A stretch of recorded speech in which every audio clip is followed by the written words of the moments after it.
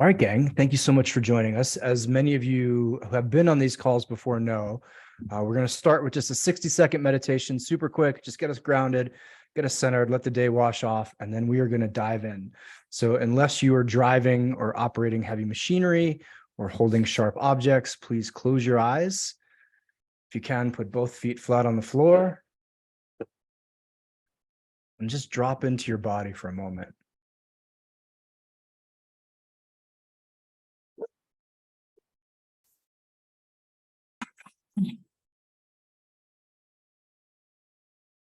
See if you can feel the expansion and contraction of your lungs, the beating of your heart.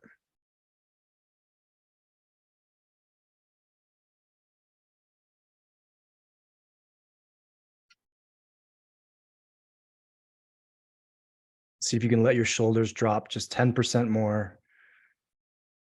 Relax your face.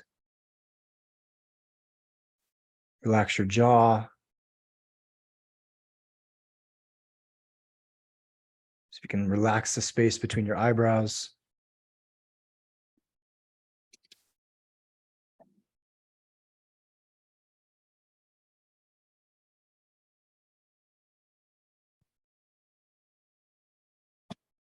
And let's all take one last breath together. Let's breathe in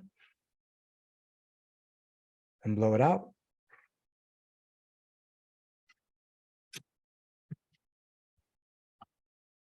Rub your hands together, slowly begin to come back into the room. If you've left, you can blink your eyes open. All right. Thank you so much for joining us, everybody. This is technically an Uncivilized Nation call. Uncivilized Nation, for those of you who are new to this atmosphere, is the men's group that you're going to see a lot of men in here on. But when I got a hold of Elia and was talking with him, I thought, holy shit, we can't, after like 2 minutes, it's like, okay, this has to be a public call just because of the depth of your story, the fascination, the things that you've done, both externally and internally. So everybody, welcome to the call. We are going to throw a link in a minute for the nation, just because we do have registration open now. And guys, if you've never been in a men's community, it's pretty damn vital. And you're going to be around some extraordinary humans. And this is one of the monthly calls that we do. We're just making this one public. If I don't know you, my name is Trevor Boehm. I'm the founder of the Uncivilized Movement. All things uncivilized. Wrote the book, Man Uncivilized, and will be your host for this evening. And I don't know how you came across my desk, Elia. I think it might have been a photo or something. And we started chatting back and forth, and you said, I'm going to take a picture of your logo on Everest. And I literally said in my head, get the fuck out of here. Yeah. Like, come on. I was in Packing Madness pre-expedition in, I think in March, like mid-March. And I had just received your book and I found the sticker. And I thought, okay, where am I going to stick this thing? And the first place I thought of was the back of my helmet. And then when I was packing, I think I tagged you in it. And that's how this began. Yeah. Wild. Well, thank you so much for joining us. I know you're a busy man and you're an extraordinary man. So I'm really looking forward to diving into who you are and really humanizing you as well. Yeah. This call, as I said, is usually just men, and we try to bring someone in to both show the possibility of what an intentional, conscious life can bring, and also speak to the reality that perhaps not everything you see on social media is true. Absolutely. So for folks who don't know you, before we get into your actual story, would you mind just giving us your sort of quick and dirty rundown on how do you pay your bills, what inspires you, what lights you up, what are you doing these days? Yeah, no, absolutely. And first of all, thank you for having me, and to everybody in this community, thank you for being here. And then the people also that I don't know and that I do know. As far as the Cole's notes on me, I mean, by trade, I suppose I'm a filmmaker. You know, that's what I do. I'm a content creator. I'm a cinematographer, video producer. I've been in the business for over 20 years, and I've been in the adventure filmmaking world for the last 18 years. That's always been the platform of my work. I love the outdoors. I love nature. But what I'm really interested in is story, and I'm interested in people. And what I'm interested in is the ability to harness story and adventure, put all that together and inspire change. So that's been my core mission. And my career is very varied. Like my life it's a little complicated because I bounce around from working in the mountains. And some people think that I'm just a climber, but really what I'm doing is working behind the lens. Africa and South America. I spent a lot of time in Nepal, recently, the last couple of years, working in Pakistan as well.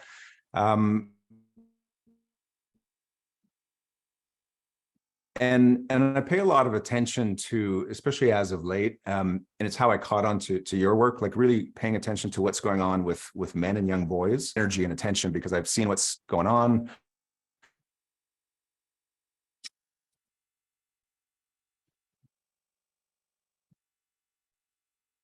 Is it my internet? Are you guys losing him? Is it me?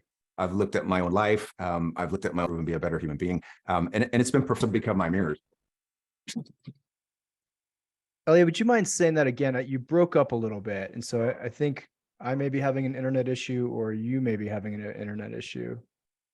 Can you guys all hear me clearly? Am I still there? Yeah. It's breaking up just a tad. Where'd you lose me? Pretty much when you said you were starting to work for men. Okay. Yeah, it was just really paying attention.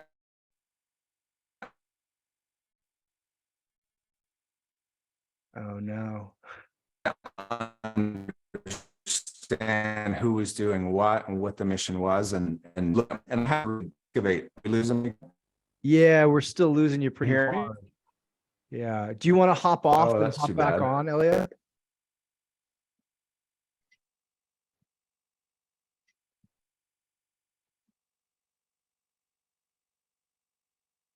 Is that any better? Try again. Sorry about this, folks. This is like How's our connection? I think I'm Oh, that's unfortunate. pretty clear. And I think from the Yeah, audience, I've got 5 bars over here. shoot. You want to log off and log back in real quick? Yeah, I'll jump back in. Okay. Yep. So, sorry, everybody. Not a worry. Appreciate your patience, everybody.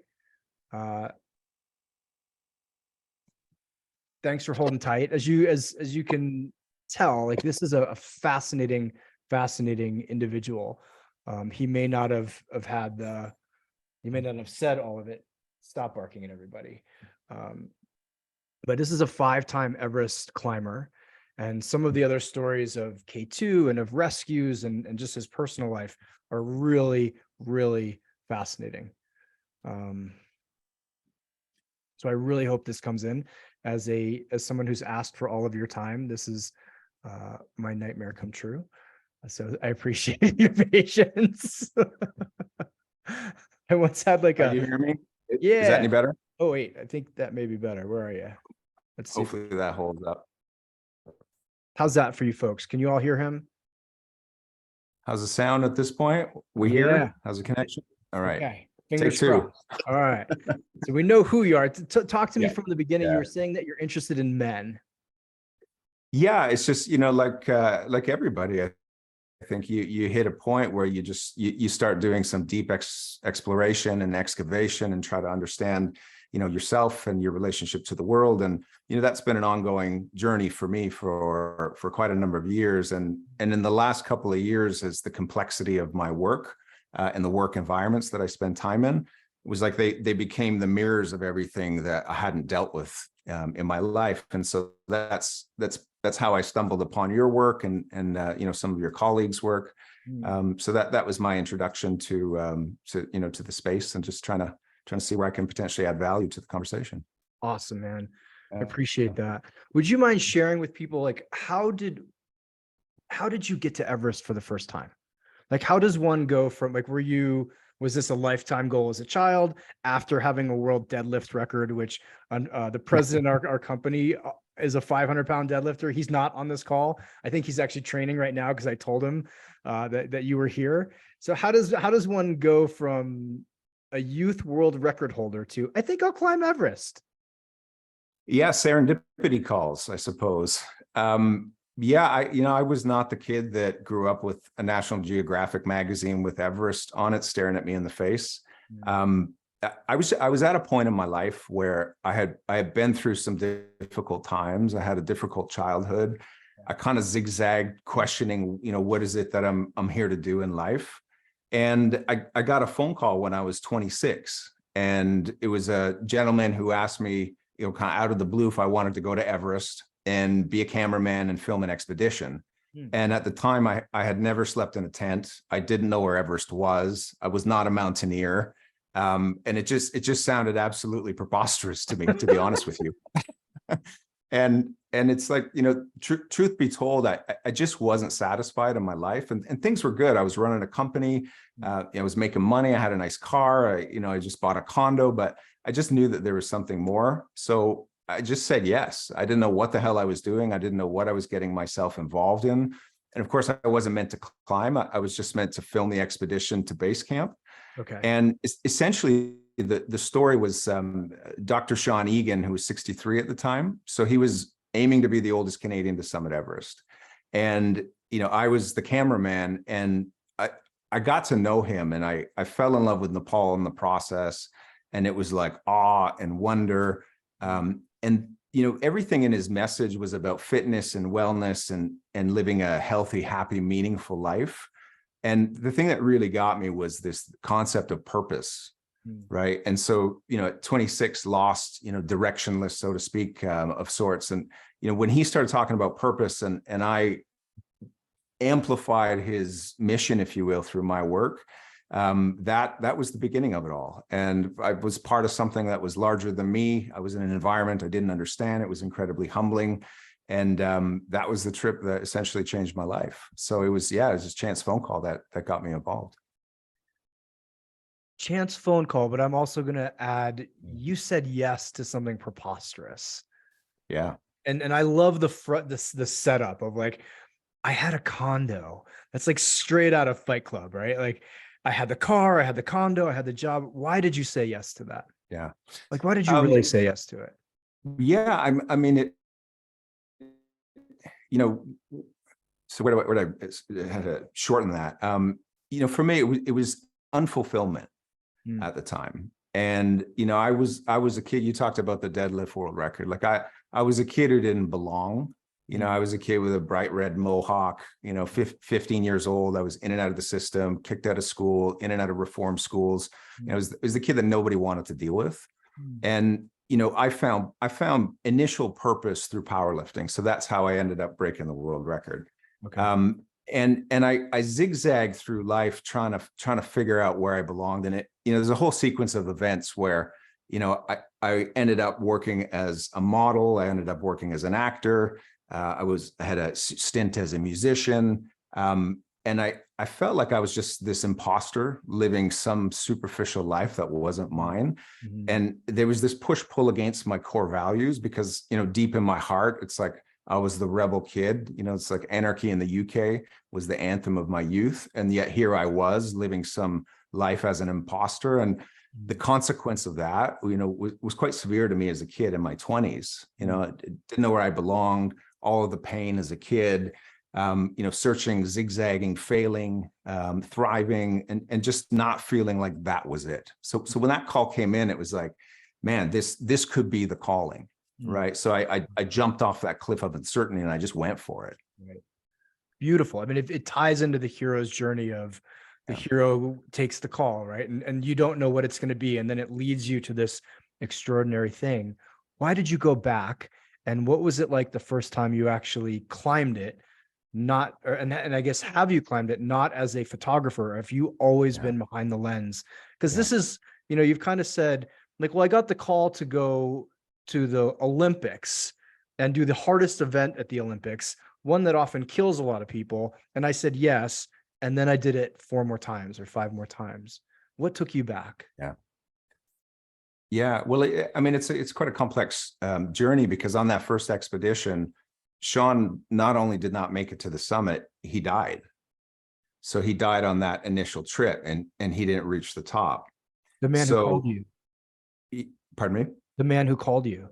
Correct. Well, so I was on the expedition, filming the expedition, and there was a point where, I couldn't climb the mountain. Sean carried on. I returned home, and I was feeling like I was on top of the world. Like, this was where I was meant to be. And I didn't know how I was going to go about it, but, I poured everything I had into helping him make this documentary. And then I got the phone call that he died. Wow. And I didn't know what to do. And, to make a very long story short, I essentially decided that I was going to go back to Everest. I was going to climb in his honor. His children entrusted his ashes into my hand. And I wanted to ensure that his legacy carried on. And completing the work that we started together was my way of honoring his life. So I took an even bigger leap of faith where I thought, you know what, the only way I can do this is if I go all in. Like, this is my calling. This is what I'm meant to do. So I sold everything. I shut my business down. I borrowed 38 grand. I just went all chips, all in. And I thought, I can't not do this. And that was the massive leap of faith that I took. And it was really to honor Sean's life. Wow. That's fucking wild, man. What was it like when you did summit that first time, completing? I guess you're not even completing it because you still have to get down. Yeah. But emotionally completing something that you've gone all in on. And this is all in, Elia. Like, all in for some people is like, and I went to my first hip hop class, which is a little different than all in was I climbed Everest. Yeah. Well, the piece that's even more complicated about it is that I failed the first time. So we were 500 feet from the top of the world on that first expedition, and the weather was changing. We were very close to the top. We were at an area called the South Summit, and my best friend at the time, who was guiding me, basically said, look, like, we'll probably make it to the top, but we will die on the way down because of the changing weather pattern. Wow. So it was this, first experience all in, and then I came home a failure, right? I didn't summit. We didn't have an end to this film. I lost all my money. And the crazy part with that is that it didn't just happen once, it happened twice. So, 2007, 500 feet from the top, 2009, tried again, didn't make it a second time. And eventually in 2010, when I did go back, we reached the summit. We had 20,000 Canadian kids following the journey in real time. We had 130 schools involved. It was this interactive expedition. I had Sean's ashes in one hand, camera in the other, and finally stood on top of the world. And it was absolutely unbelievable, exhilarating, life-changing, and just so deeply meaningful as well. And I felt like I had finally achieved the goal, and not of standing on the top, but of helping Sean fulfill his dream, and then bringing all these young people with us. That was the real summit for me. Man, I have so many questions. We could go on for about 6 hours. Awesome. And then you decided to go back. Yeah. But well, it was, if you look at it from a professional standpoint, so I was very young. And I had some, stripes to earn, if you will, right? So I didn't necessarily have a lot of experience. I had a lot of experience behind the camera, but I didn't have an adventure resume, so to speak. Right. So for, 5-6 years, I was out climbing around the world, and I was combining expeditions with philanthropic missions combined with social causes. So I was stacking them all together, climbing in Russia and South America and in the United States, going up Denali. And I had to figure out how to make a living doing it too. Yeah. So there was a long journey of trying to figure out, okay, how do I monetize this? How do I pay my bills? Because it costs you 70 grand every time you decide you want to be on an expedition. So it took many years to make it sustainable. And there's this impression maybe that everything looks easy or glossy on social media, but it's like, man, I grinded for 10 years eating chickpeas and tuna and nearly bankrupting myself every time because, when you're going against the grain, right? Everything is difficult. And there's a compromise and there's a sacrifice. And so the going back repeatedly, essentially, I became the guy that a lot of people, wanted to film their expedition. So whether that was Google in 2014 or if that was Under Armour in 2015, there were clients that were then coming to find me so that I could film their expeditions. That's wild, man. Yeah, it's like the cliche of, overnight success taking 10 years of sleeping in your car and Yeah. eating top ramen. And people are like, oh, you're so lucky, right? So lucky that this is your job. Yeah. It's a lot of hard work, Yeah. a lot of hard work, a lot of sacrifice. And it's funny because like, when I think about my family, for example, my father's, he was Lebanese, very blue collar, just could not understand for the life of him what the hell I was doing. And especially because I had a very successful, video production business that was making me a lot of money. And for me to just shut that down, lock the doors, get out of the lease and go and pursue this career that didn't make sense to him. Yeah. And then to see the struggle, day in and day out and, Right. weeks trying to figure out just how to make this thing happen. Like there's a lot that goes into it. Yeah, man. I want to transition to K2, but if you could just give us 2 minutes on what you tapped into during those times when it was tuna, back of cars, begging for cash, sleeping on couches. What did you tap into in yourself? Was it a bigger vision? Was it stubbornness? Was it like trying to a chip on your shoulder? Like what did you tap into to get to where you are now?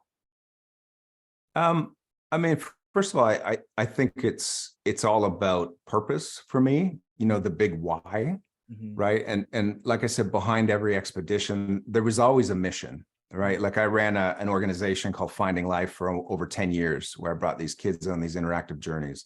And we were, putting up classrooms, for example, in Kenya, or we were rebuilding, schools damaged by the earthquake in Nepal in 2015. So, the why and the mission and the cause keeps me going, right? That's the drive. So, and then stack on top of that, just the extreme resilience that I built foundationally in my powerlifting days, combined with, and I've only really started to excavate this in the last couple of years, but I think there was something inside of me as a very young man that was never healed, where there was a sense of abandonment, a sense of rejection because I was different. I was brought up in a religious family and I wanted nothing to do with it. So the cost of, being an outcast from all of that, there was always a sense of, it was a very unconscious sense, but of never enough, right? Like I'm not good enough. I have something to prove. And it's interesting because it became the superpower, right? So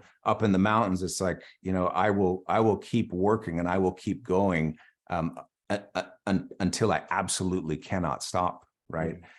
And it's just this I will mentality that you develop. But really when shit hits the fan and everything is difficult, it really always comes back down to the purpose. And I don't tend to take on projects that don't have a greater sense of purpose or a greater reason to be there than just, myself or my team's agendas. Yeah, thank you for that. I really appreciate the honesty of it. Right. Yeah, If you've read any of Tim Grover's stuff, like Relentless and Winning, he says that the best, like they tap into something that's actually dark.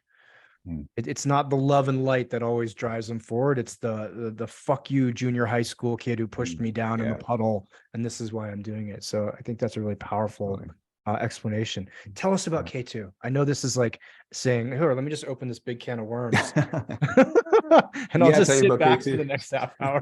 Yeah, just play with Sage. Yeah, I essentially hit a point in my career where, working on Everest and working in Nepal, it was always very positive. I was bringing kids on these missions with me virtually, and I wanted to take my work a step further and take on more difficult stories, more complex stories. And I ended up working in Africa and, working with, persons with albinism, and understanding, their plight and the challenges that they face. And so as my career progressed, I'll get to K2 in a second, but essentially in 2019, I was making a film about 4 inspiring Arab women that were aspiring to be the first from each of their countries to stand on top of Everest. And, that was a very worthwhile cause, particularly with my Arab roots. And that journey became very complicated. And it became complicated because 11 people died on the mountain. And I started to investigate and try to understand what it was that happened on that mountain that year.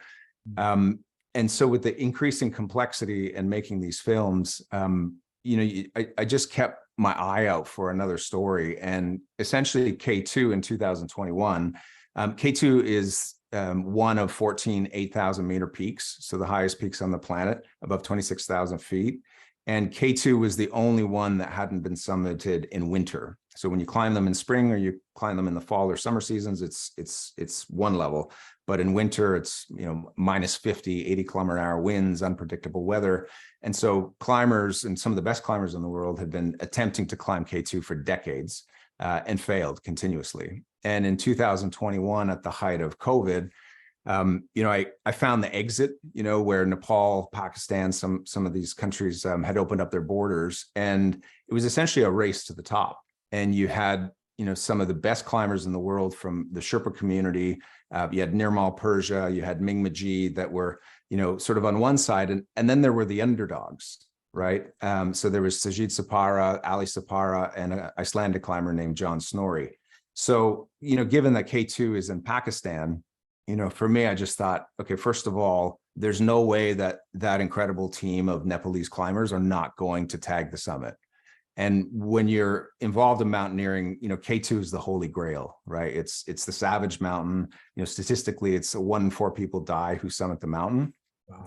So, that's why they call it the savage mountain. So I knew 1 in 4. Yeah.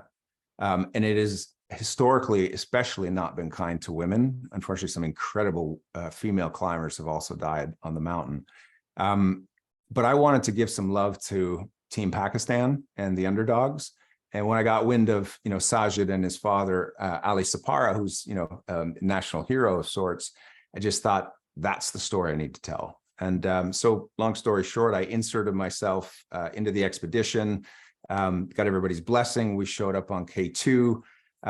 And it was wild because the Nepalese team made it look pretty easy. Like within 3 weeks, they tagged the summit, they made history, and that's an unbelievable accomplishment for their community because historically, they've been oppressed, they've been hidden in the shadows. There's a history of neocolonialism in Nepal, and this was really a chance for them to make a mark in the world. And already there had been this disruption with 14 peaks and Nims Persia, making history that way. But this was a Pakistani mountain. So long story short, they summited, but our guys kept going, and we tried to keep up with them. We couldn't keep up with them because we were late, and ultimately they tried to reach the summit on February 5th, 2021, and tragically they never returned. And we turned back about 150 meters below them.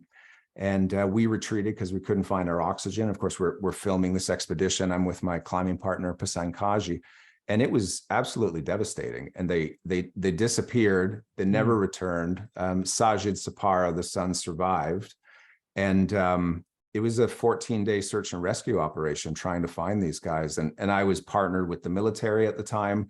They were a strategic partner on the project. And so I was up in the helicopter, photographing what we thought could be our friends. And ultimately, they were never found. So it was tragic. And Sajid Sapara was the lone survivor on that team that year. Wow. Yeah. Yeah. How do you continue with after something like how do you, what's the next day, the next week like for you? Yeah. How do you get back into climate? How do you keep going? How do you process that? Like an obtuse question. I can't think of a better one. How do you carry on with that? And how do you process that? Well, at the time, it was an impossible situation. And it was the height of COVID. So I had to come home, I had to quarantine, and then I had to go straight to Mount Everest on another gig. And so I was shooting a film on the Sherpas, and the Sherpa community for a Canadian broadcaster.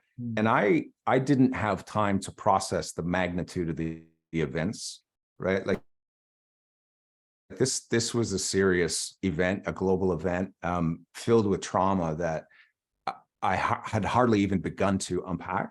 And I went straight to Everest. I had to. And the entire time while I was on Everest, I mean, imagine a guy, you know, me in that environment, working on spreadsheets and budgets, you know, while climbing Everest, while shooting a documentary, because I was obsessed with going back.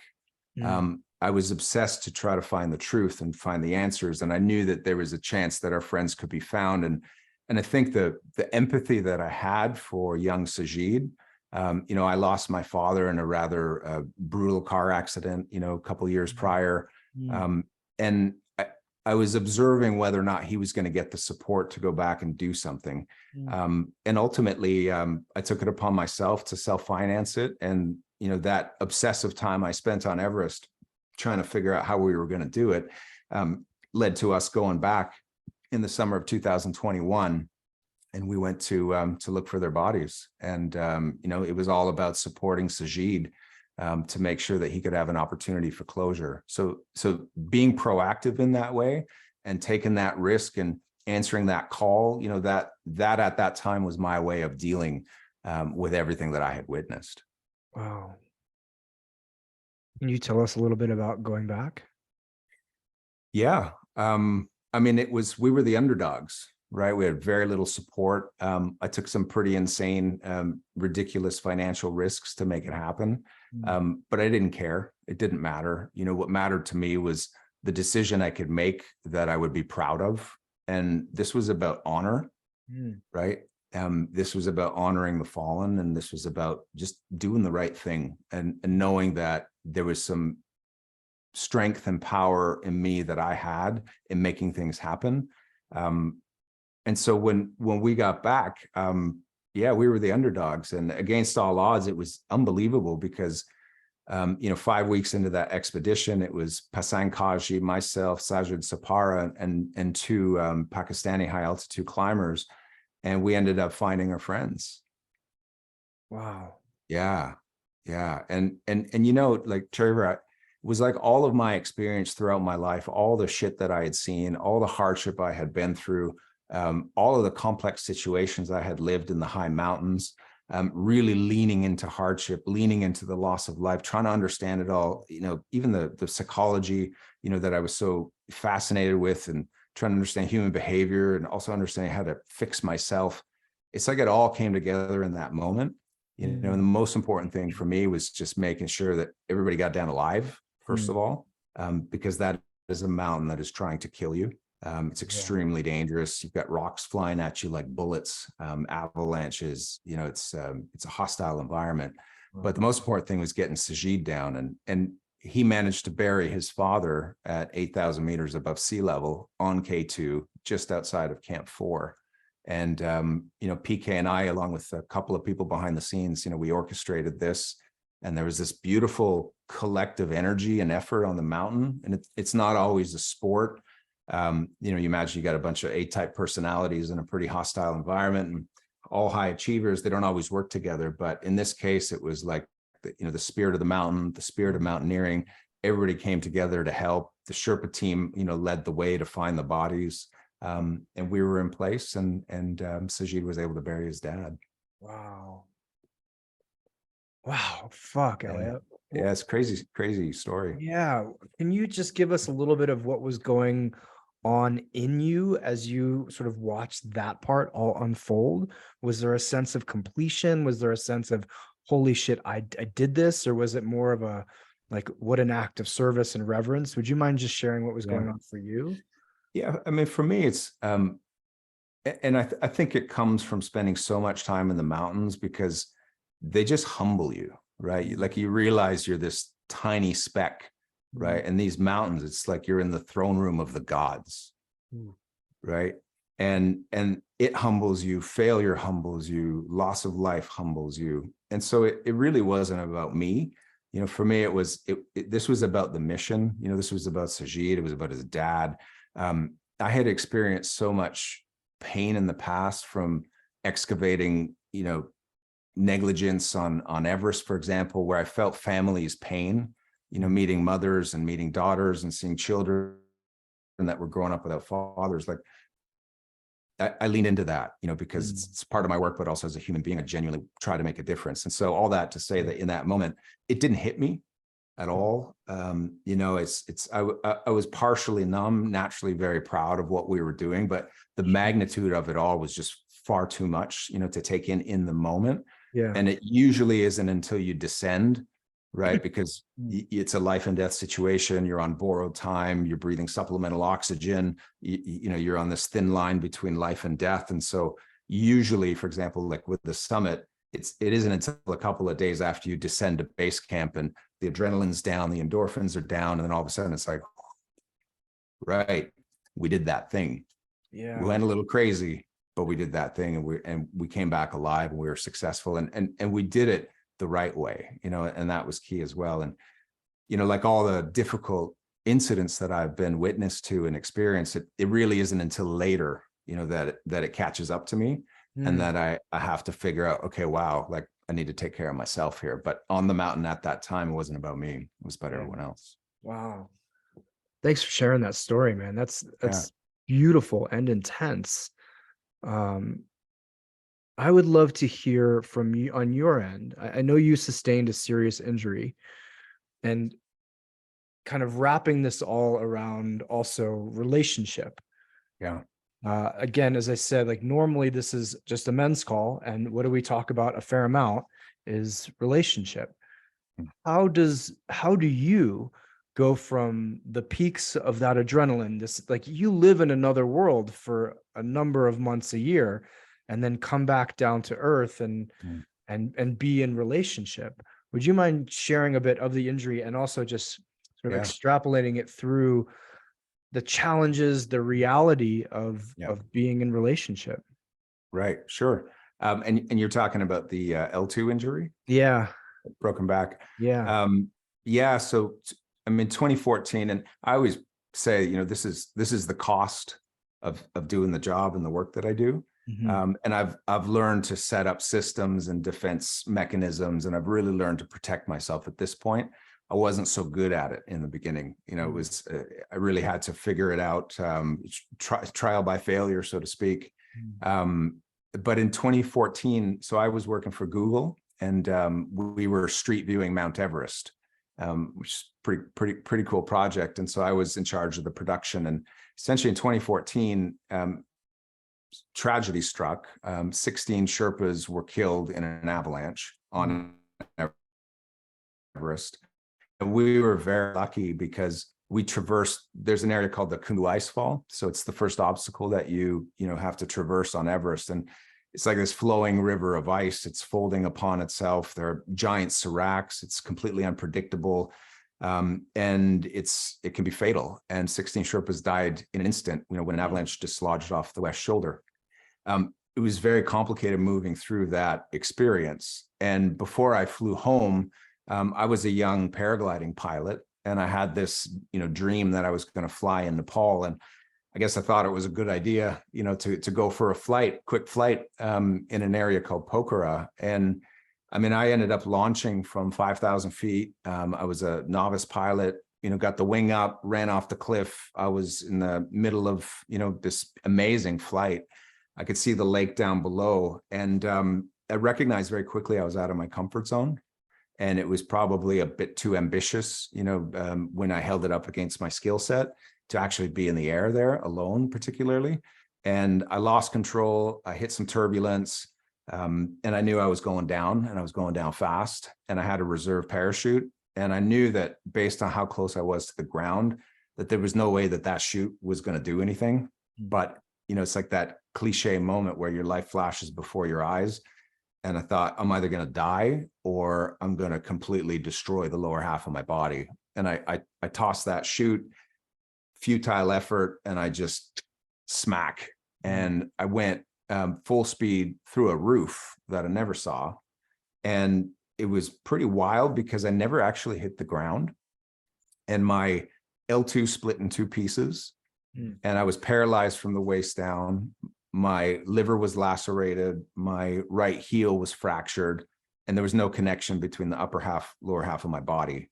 And I got this all in a GoPro, and I'm screaming in terror, not in pain, because I recognized in that moment I had just destroyed my life.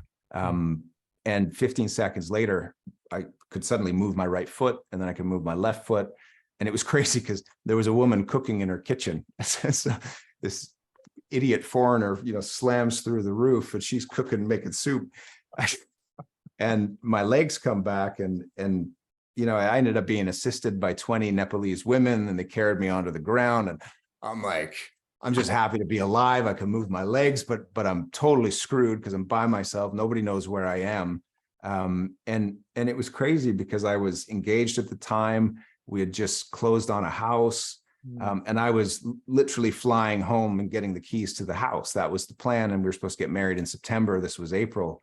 And I was in deep trouble. And it became this crazy survival story of trying to get myself from that roof, to the hospital, first of all.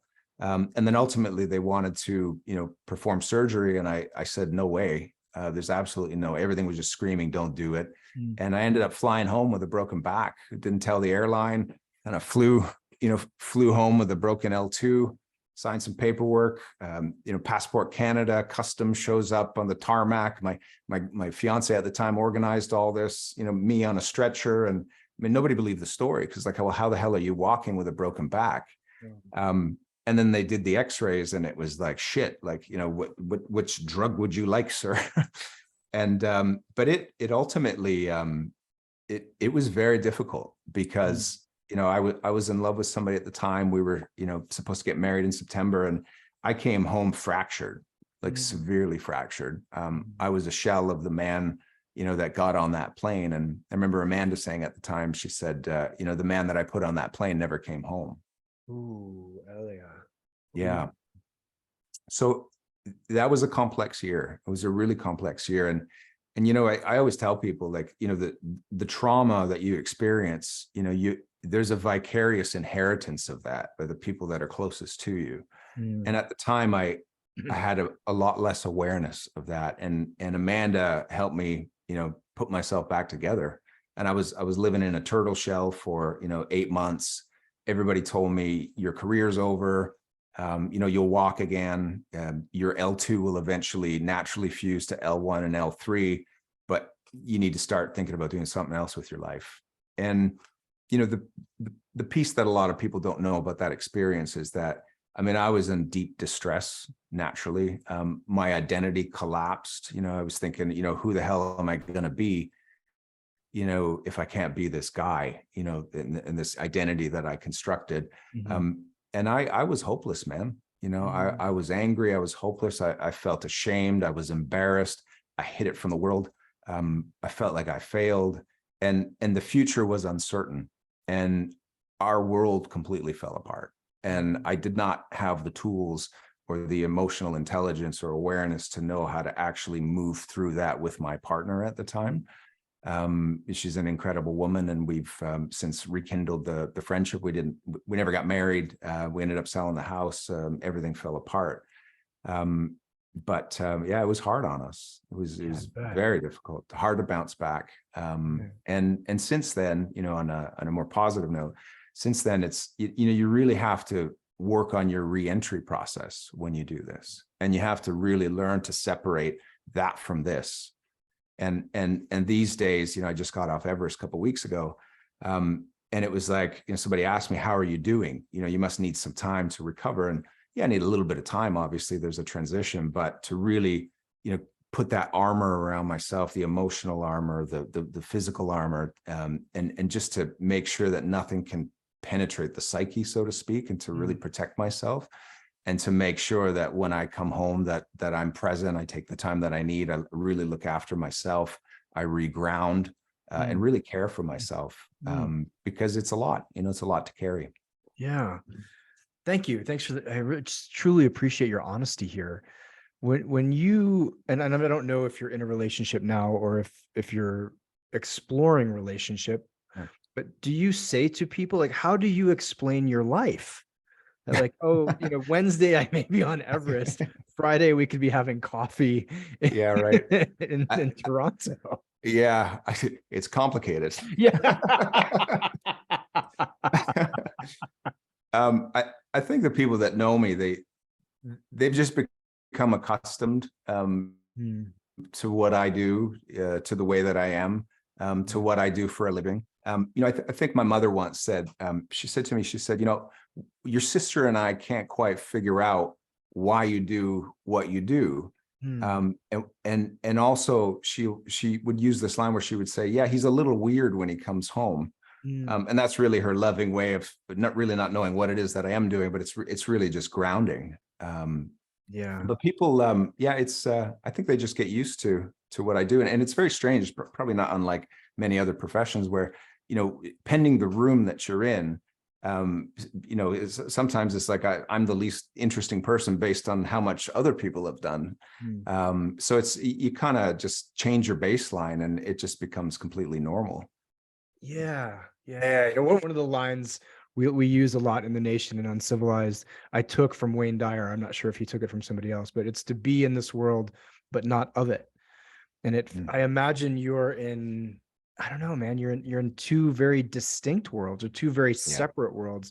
Do you find that there is like a, someone tell me the name of the movie where Sly Stallone, where he was the arm wrestler, and he'd like turn his hat backwards and be like, over the top. Yes. Thank you. Right. It's like, do you have like a hat turn thing that you do when you're getting ready to work? Yeah, no, absolutely. I mean, I've never been in service or in the military, but I imagine it's very similar, right? Like for me, I've used the analogy online where I said, it's time to suit up. It's time to put the cape on. It's time to become, that other version of myself. And it was something that I recognized that I constructed, where it was almost like I could become the absolute best version of me, free of all, pain and history and wounds and, whatever complications, and really sort of step into this unknown world that has become very comfortable for me. And it is very much like putting a cape on. It's very ritualistic in a sense. When I'm packing my camera equipment and my climbing gear, it's like, every piece goes in its place, and you just lose yourself in deep flow, and you're on this adventure. The difference today versus then is really the reentry process. The reentry process is incredibly smooth. I have a partner today, a beautiful partner that I'm with, and she understands me. She understands the world that I'm in, and we reintegrate beautifully every time. And but it's really been through tripping and failing and making mistakes and getting injured and picking yourself back up and doing the work to heal. That's kind of led me to a place where it's much smoother these days reentering. Good.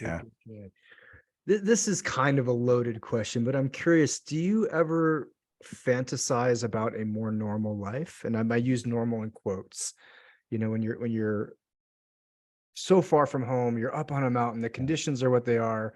Were you ever like, man, I just should have been an accountant, or something that's like static across the board? Or is this like, have you settled into a comfort that like my life's going to be fucking weird? And it's going to continue to be weird. I imagine you're not going to retire from this next year. Be like, oh, I just want to teach kindergarten. I love my life. My life has been very carefully designed. And I think ever since I was a kid, I was very fortunate because I grew up listening to punk rock. And so this idea of, building a life outside of the system and outside of the lines, and, having the confidence and also having that part of you that just doesn't give a fuck what anybody thinks.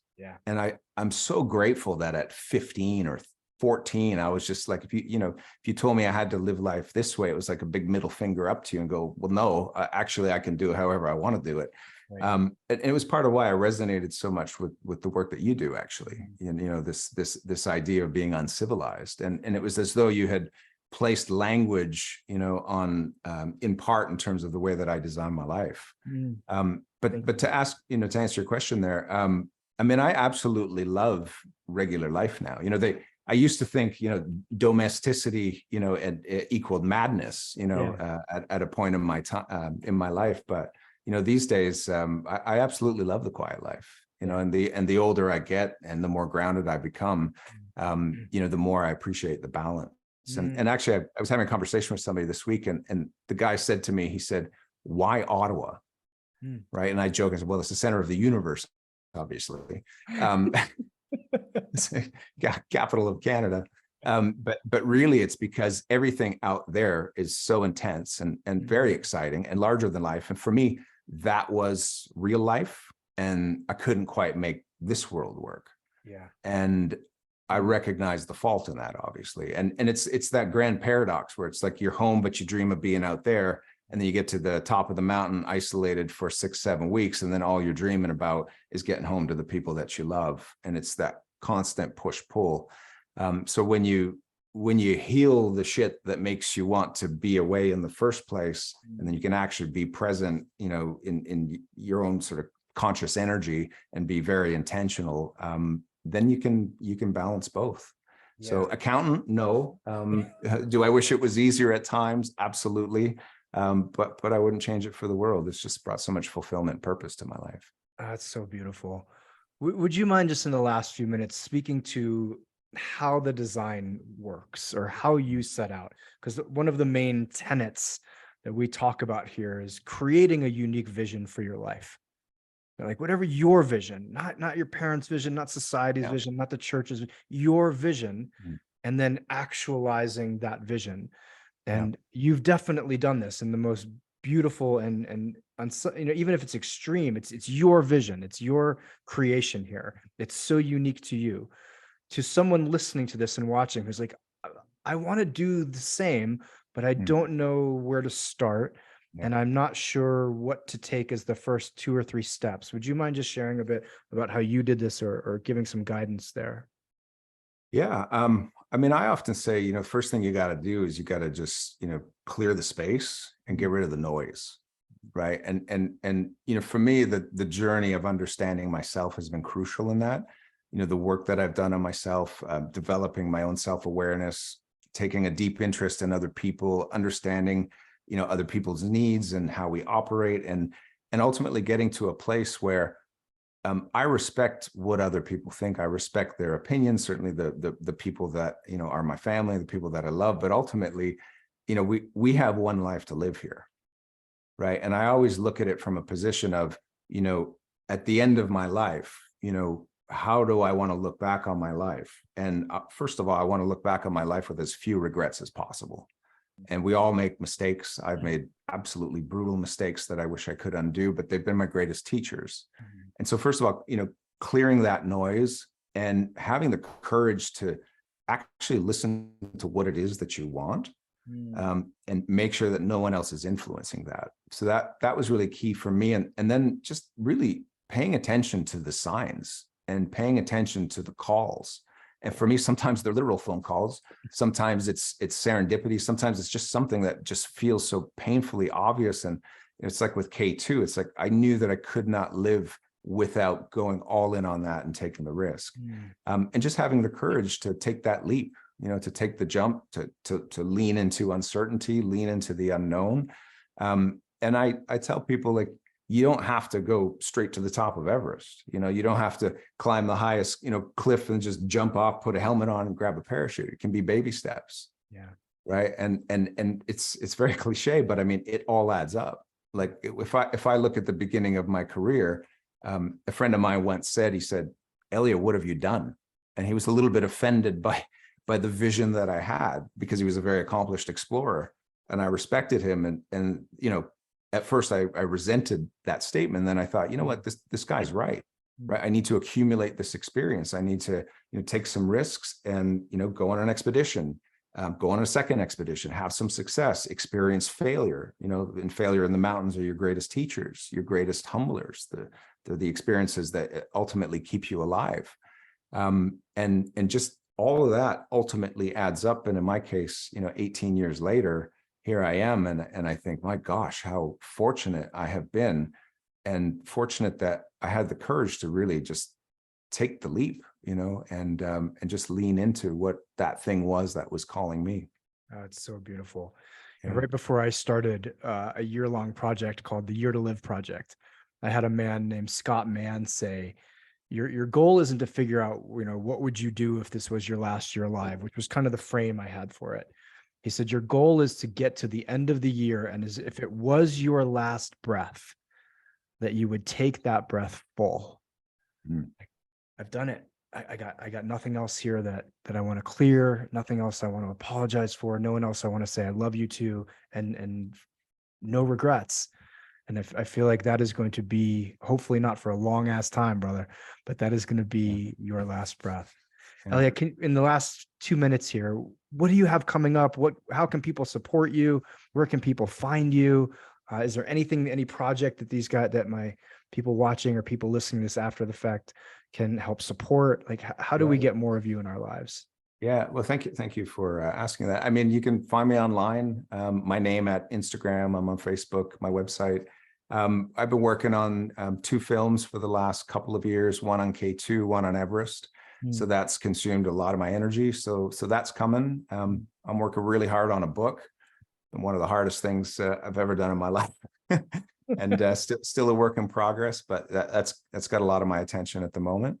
And yeah, we have some other projects that we're cooking up that we'll reveal soon enough. But that's more than enough for me. And Traver, the other thing is just being home, being present, like and just trying to enjoy my family, my partner, her dogs, getting out in nature. I mean, the little things are the things that matter. So all that's great and grandiose and fun and very fulfilling, but really it's here, it's your relationships. And for me, that's where I've got a lot of my energy right now. Beautiful. Thank you.